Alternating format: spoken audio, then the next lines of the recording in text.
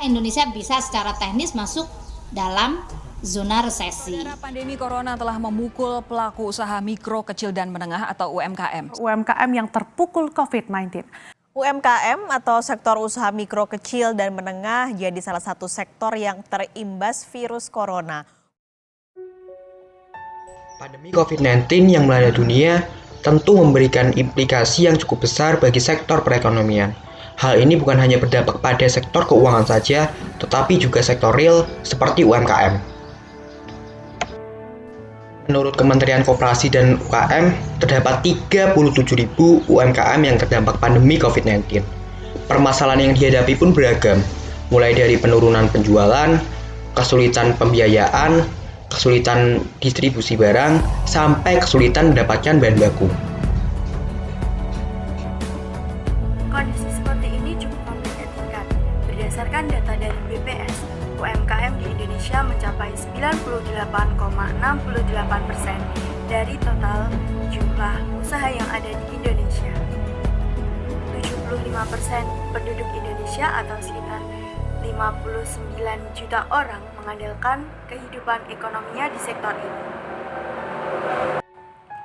Maka dari itu, tidak bisa dipungkiri bahwasanya UMKM menyumbang sekitar 61,07% dari produk domestik bruto Indonesia.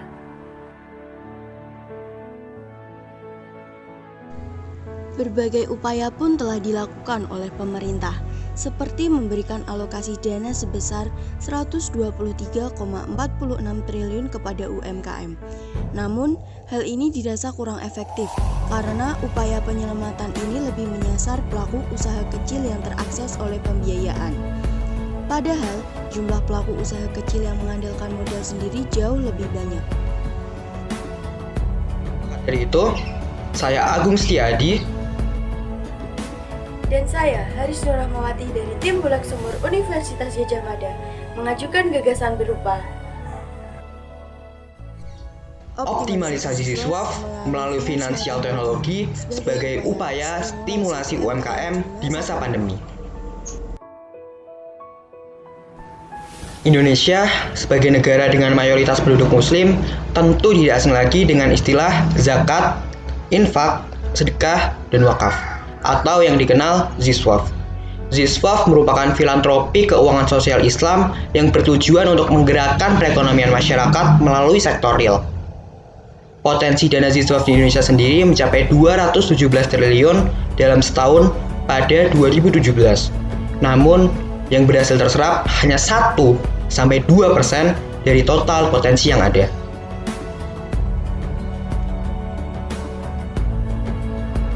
Adapun terdapat beberapa macam alasan penyebab penyaluran dana siswa belum optimal. Yang pertama, kesadaran masyarakat yang masih rendah. Yang kedua, kurang maksimalnya peran penghubung antara pemberi dan penerima dana. Dan yang ketiga, adanya pandemi COVID-19 yang membatasi ruang gerak manusia. Maka dari itu, perlu adanya sebuah inovasi dalam upaya optimalisasi pengelolaan dana Ziswaf. Salah satu bentuk inovasi itu berupa finansial teknologi. Finansial teknologi atau fintech merupakan sistem dan layanan keuangan berbasis teknologi yang menciptakan produk, layanan, teknologi, dan model bisnis baru. Adanya fintech mampu meningkatkan pengelolaan dana Ziswaf di Indonesia, khususnya pada masa pandemi seperti ini yang memiliki ruang gerak individu terbatas. Pengembangan dalam bentuk digital memberikan mekanisme yang tepat bagi pengelolaan zakat karena mampu membantu Badan Amil Zakat Nasional atau Basnas dan Kementerian Agama sebagai otoritas dan regulator dari manajemen Ziswaf. Kegunaan vintage dalam manajemen Ziswaf tidak hanya sebagai media pengumpulan dana, akan tetapi juga sebagai media distribusi dana. Vintage dapat mempermudah pemberi dan penerima dana untuk mendapatkan layanan tanpa memperburuk penyebaran virus COVID-19, karena vintage dapat digunakan dari rumah masing-masing pemberi dan penerima dana. Terdapat beberapa hal yang harus diperhatikan dalam pemilihan fintech. Pertama, menjamin legalitas fintech dan pengawasan yang ketat. Kedua, mengadakan sertifikasi dan jaminan keamanan untuk menghindari penyalahgunaan wewenang. Penerapan model vintage dalam pengelolaan dana ZISWAF untuk UMKM dapat dilakukan dengan langkah berikut. Yang pertama, pengajuan proposal. Yang kedua, analisis studi kelayakan. Yang ketiga, persetujuan dan rekomendasi. Yang keempat, distribusi penyaluran dana. Yang kelima, program pelatihan. Dan yang terakhir adalah monitoring, evaluasi, dan pembinaan. Proposal sangat penting untuk menentukan keseriusan UMKM calon penerima dana. Hal ini dilakukan agar relevan dalam menganalisis pemilihan penerima melalui berkas yang diusulkan. Proposal ini dapat diajukan melalui website yang terintegrasi dengan Vintage. Analisis studi kelayakan dengan penilaian dan survei. Setelah berkas diterima, kemudian pengelola ZISWAF menganalisis kelayakan UMKM, calon penerima dana. Adapun kriteria yang diterapkan dapat berupa rincian dana, kemampuan UMKM dalam mengelola dana, kegiatan operasional, dan ekspektasi produktivitasnya di masa depan.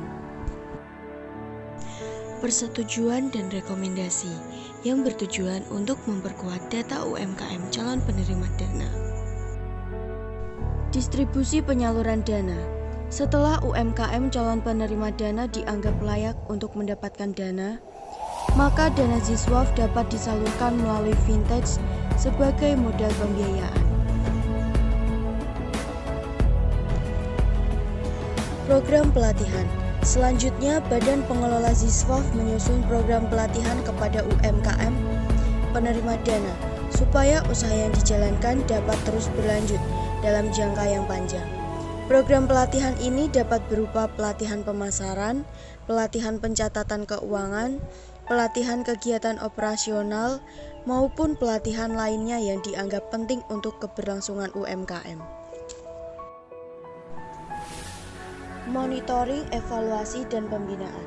Terakhir, setelah distribusi penyerahan dana ZISWAF dan aktivitas telah berjalan, maka pada periode waktu yang ditetapkan, misalnya setiap bulan, 3 bulan, atau bahkan 1 tahun dilakukan monitoring, evaluasi, dan pembinaan. Hal ini bertujuan untuk mengarahkan dan memastikan bahwa UMKM penerima dana dapat berdikari. Dengan berdikari, maka diharapkan UMKM penerima dana ini pada waktu yang ditentukan dapat menyerap banyak tenaga kerja, sehingga turut andil dalam mengurangi angka pengangguran. Peran Vintage dalam optimalisasi ZISWAF sangat memberikan manfaat. Adapun berikut manfaat-manfaat yang bisa didapatkan apabila mengoptimalkan ZISWAF melalui Vintage. Pertama, menjamin akuntabilitas, keberlanjutan, dan transparansi. Kedua, meningkatkan percepatan pengelolaan dana ZISWAF. Ketiga, mengeksplorasi potensi ZISWAF secara lebih luas. Keempat, memperbaiki tata kelola ZISWAF. Dan yang terakhir, menyediakan media transaksi dan pembayaran yang aman dan nyaman.